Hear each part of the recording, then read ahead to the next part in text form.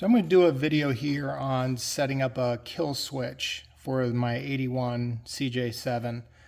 There's a lot of different ways you can do it. If you're watching any videos or look online or anything like that, there's a lot of different wires that can come from, some people say, directly from the battery or going through a distributor cap, or there's remote control ones. There's lots of different options for setting up a kill switch. And so I just chose one, and what I'm choosing is to go from and use the wiring from the harness underneath the steering wheel.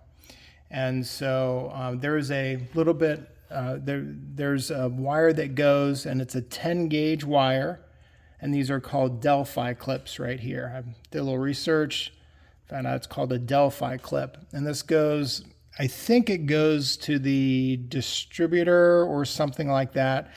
I'll probably put a link to an image, or put the image at the end of this video up, which shows the wiring diagram coming from the ignition wiring coming out of there. There's a couple different red wires, black wire, there's a yellow wire, a blue wire, stuff like that. What I didn't want to do was I didn't want to cut into any of those wires. Those are kind of critical wires. I didn't want to cut into it, and there was already some splicing done by the previous owner. So I wanted to actually utilize the existing system, and I took a look here, and again, here's a Delphi clip, and I think this is original, and it connects right up. So normally these are just connected right here. They just slide into place and they just snap. And then you can just take them apart.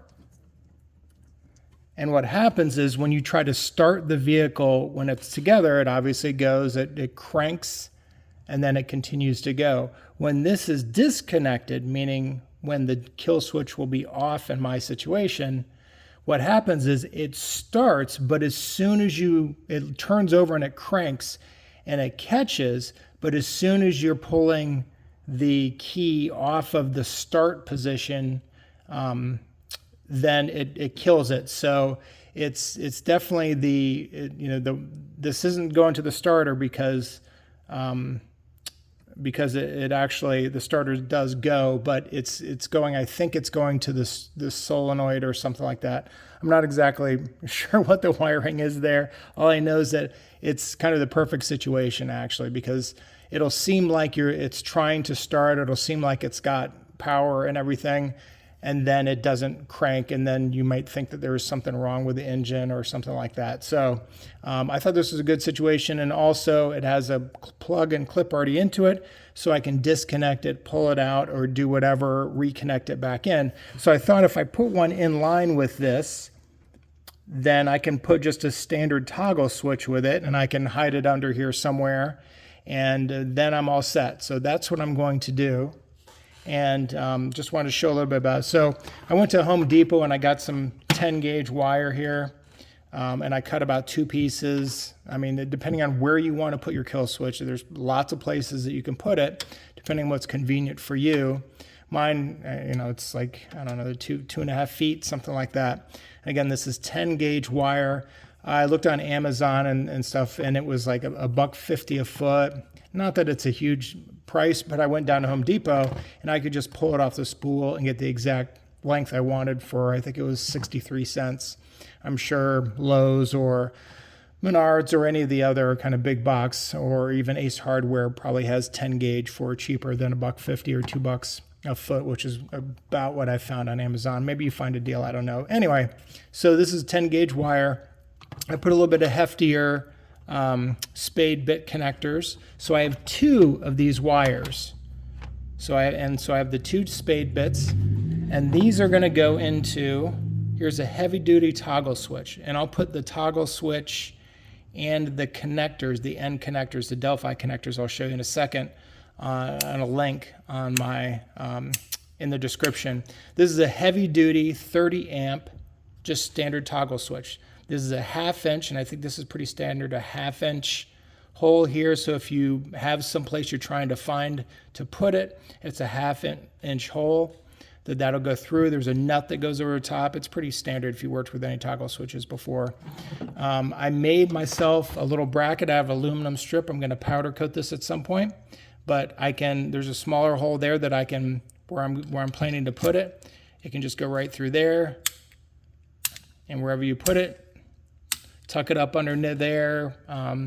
You know, just keep it out of reach for somebody who's looking for a kill switch. And again, it just connects right up. These are just little spade bit terminals, so these are going to plug right in. So this one wire will go here. I'm not going to put it all in there permanently right now, but anyways, you get the idea. Those connect right up. Okay, so that you can tuck away wherever you want to, using your bracket or not using a bracket. I think there's actually, I saw one after I bought this one where it actually comes with a bracket, or you can buy a bracket for 10 bucks or something. I just made my own.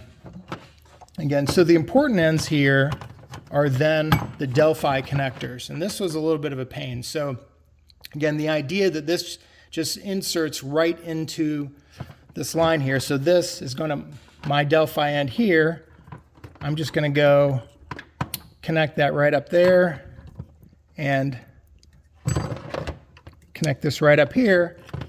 And I basically just put in a switch without cutting any wires, and it'll be a great kill switch. It'll do exactly what I want it to do. And again, if I want to take it off, I can just pull the wires out and do it. You probably want to hide these, wrap them up, tie them up, do something like that so it's not easy to identify or find, or anybody fishing around underneath there. The main point is it's going to take them a while. Anybody who's interested in trying to take the car, is going to take them a while to try to find it, even if they can figure out that there's actually something wrong underneath there. So it's going to be a pretty good deterrent and add a lot of minutes to whoever's messing around with it. So then the Delphi connectors here, again, I'll put a link to these.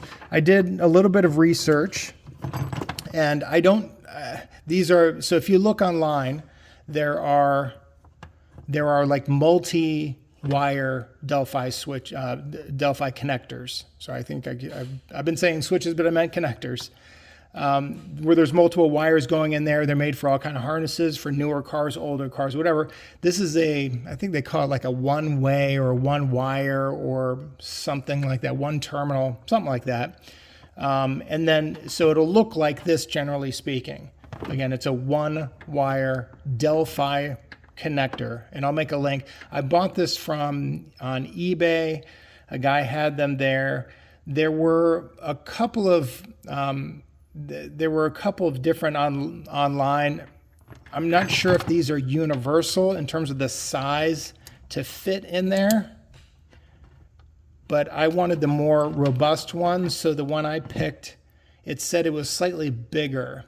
And so I wanted to, again, it's a 10 gauge wire. I mean, I kind of had to jam it in there a little bit. You can kind of see I put a little shrink coating on there, and it should work out fine. But again, and I'll try this out and I'll have it running before I post this video for a while, just to make sure I'm not leading anybody astray. But I haven't actually hooked this up yet, but I know it connects in up here, and the switch is pretty straightforward.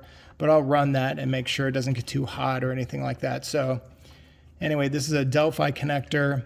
And I might put an image on the video as well for the specs on this particular connector, because I think there may be a couple different versions of it. Again, you want the ones that are going to feed right into the existing underwiring. You can just pop it right in there and you're good to go.